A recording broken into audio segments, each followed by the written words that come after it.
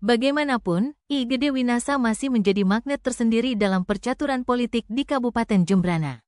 Sekalipun dia sempat terjerat 3 kasus korupsi, tak terkecuali dalam Pilkada 2024. Bebasnya I Gede Winasa dari penjara bakal membuat politik di Jembrana menghangat. I Gede Ngurah Patriana Krisna alias Ipat, anak sulung Winasa, saat ini menjadi Wakil Bupati Jembrana, mendampingi Bupati I Nengah Tamba. Tapi, Pilkada Jembrana 2024 dengan bebasnya Winasa akan menjadi lebih dinamis.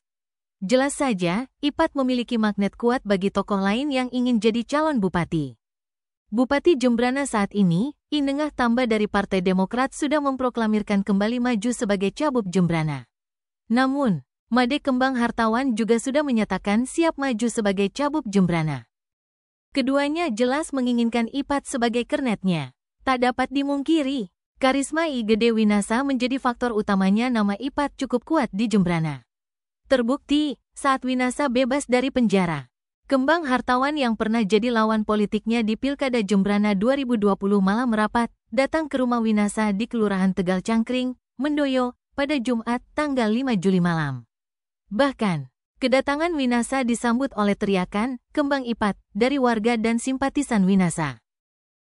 Menanggapi teriakan Kembang Ipat, I Gede Ngurah Patriana Krisna mengatakan bahwa itu merupakan spontanitas masyarakat.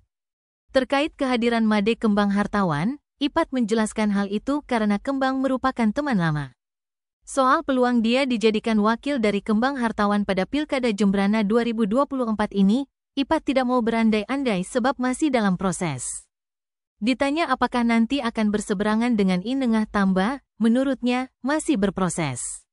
Terkait koalisi, Ipat mengatakan bahwa koalisi ditentukan oleh partai. Dan dirinya sekarang ini masih berproses di Partai Golkar. Satu pertanyaan mengemuka, dengan keberadaan Winasa di luar penjara. Akankah Ipat malah bisa jadi poros tengah di tengah kontestasi Nengah Tamba dan Kembang Hartawan?